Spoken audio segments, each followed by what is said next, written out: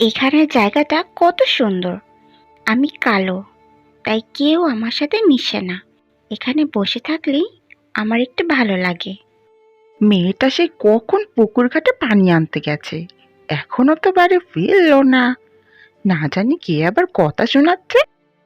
এ কি মা কামিনী, এখানে চুল ছেড়ে বসে আসছে বড়? তাড়াতাড়ি চুলটা বেঁধে নে, নয়তো কেউ দেখে নেবে, তখন আবার তোকে চারটা কথা শোনাবে।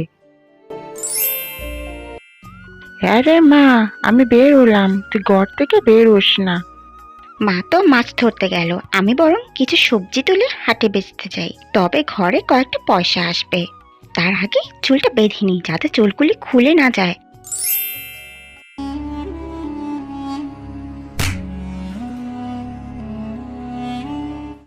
না, কোনো মাছ ওইটা ধরা পড়ছে না। মাছ না ধরা পড়লে খাবো কি? ঘরে অমন কালি অপয়া অলক্ষী মেয়ে থাকলে মাছ কেন, মাছের গু পাবে না। ওই মেয়েকে ঘরে না রেখে কোনো কানা ঘোড়ার সাথে বিয়ে দিয়ে দাও বুড়ি। কেন রে অত বাগা, আমার মেয়ে কি ফেলনা যে কানা খোড়ার সাথে বিয়ে দিব? তা ওই কালী মেয়েকে কার সাথে বিয়ে দিবে?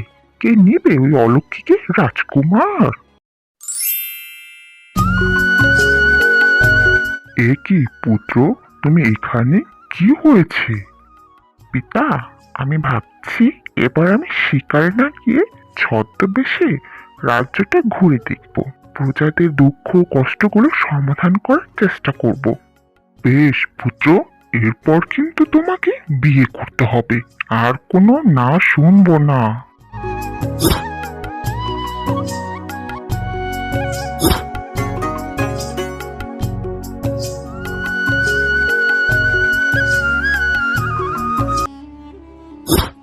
কি রে কালী, কোথায় যাচ্ছিস রে?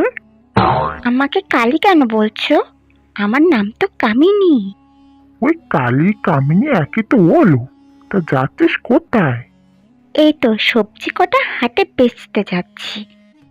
হাটে বেচতে গিয়ে লাভ নেই, তোর মতো কালী অপর থেকে কেউ কিনতে পেরেছিস? ওই দেখো, অপরাধটা সামনে চলে এসেছে। এ কি আমার জমির উপর দিয়ে যেতে হলো? ছ্যা ছ্যা ছ্যা ছ্যা।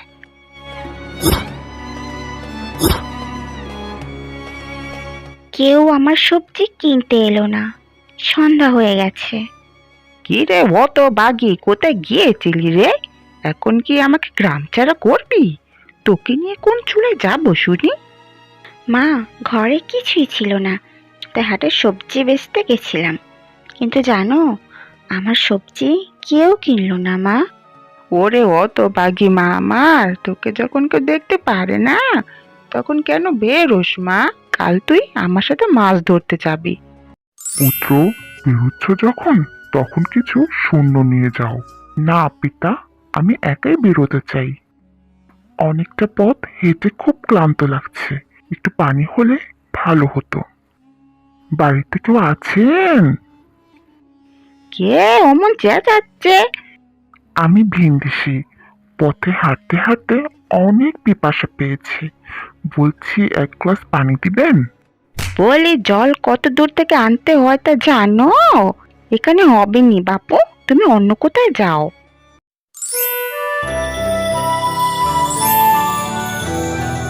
বাহ, মেয়েটা তো খুব সুন্দর, আর এত লম্বা চুল। এই মেয়ে, বলছি আমাকে একটু পানি দিবে? খুব তৃষ্ণা পেয়েছে। হ্যাঁ, এখনই দিচ্ছি। তুমি খুবই সুন্দর আর খুবই ভালো। তোমার নাম কি? আমার নাম কামিনী। আচ্ছা কামিনী, এবার আমি আসি। কি রে মা, চল মাছ ধরতে যাবো। আজও মাছ পাওনি? আগে বলেছিলাম যে অপয়া মেয়েকে বিয়ে করো, নয়তো আর মাছ জুটবে নি। এ কি আজব কাণ্ড রে বাবা! এত লম্বা চুল, তাতে আবার মাছ আটকে থাকে। সবাইকে কথাটা বলতে হচ্ছে। ওরে অত বাগি, আগে বলেছিলাম চুলটা বেঁধে রাখতে, এখন কি হবে? সবাই আমাদের গ্রাম ছাড়া করলো বলে। কি রে কামিনী, কোথায় যাচ্ছিস? বলছি তোর চুল নাকি অনেক লম্বা, সেগুলো নাকি জাদুর। আমাকে বিয়ে করবি? আমার মতো এত সুদর্শন যুবক তুই আর কোথাও পাবি না। না লকাই দাদা, আমি তোমায় বিয়ে করতে পারবো না। তো বুড়িমা বাড়ি আছো? কি হয়েছে মা? বলছি বুড়িমা, তোমার মেয়েকে আমার দাদার সাথে বিয়ে দিবে? আমার দাদা শহরে থাকে, সেখানে দারোয়ানের চাকরি করে। তোমার কালো মেয়ের জন্য অত ভালো ছেলে তুমি আর পাবেনি গো। লাগবে না আমার অমন ভালো পাত্রীর, আমি আমার মেয়েকে বিয়ে দিব না। মরণ দশা, মেয়ের চুলগুলি লম্বার জাদুর বলে দেমাগের মাটিতে পা পড়ছে না। দেখেছো দিদি, ওই কামিনী এখন চুল দেখিয়ে আমাদের গ্রামের ছেলেদের মাথা খারাপ করছে। ঠিক বলেছিস, আমার জ্যাঠার ছেলের নাকি ও কালী কামিনের জন্য পাগল। অত লম্বা চুল আমাদের গায়ের আর কারো নেই কি না, তাই এখন সব ছেলেরা কামিনী কামিনী করছে। ওর জন্য আমাদের মেয়েদের বিয়ে হচ্ছে না, ওকে আর এই গ্রামে রাখা যাবে না। বুড়িমা, এ কি মহারাজ, আপনি আমাকে বললেই তো হতো, আমি চলে যেতুম। বুড়িমা, আমি একটা প্রস্তাব নিয়ে এসেছি। আপনার কন্যা কামিনীকে আমার পুত্রের মনে ধরেছে। সে শুধু কামিনীকে বিয়ে করতে চায়, তাই আমি আপনার কাছে কামিনী মাকে চাইতে এসেছি। এ কি বলছেন মহারাজ? এ তো আমার সৌভাগ্য, আমার মেয়ে রাজরানী হবে। আজ থেকে তো আপনি আমার সম্বন্ধী হলেন, তাই আপনিও কমলের সাথে প্রাসাদেই থাকবেন। এইরকম আরো নতুন নতুন গল্প পেতে চ্যানেলটি সাবস্ক্রাইব করে আমাদের পাশেই থেকো।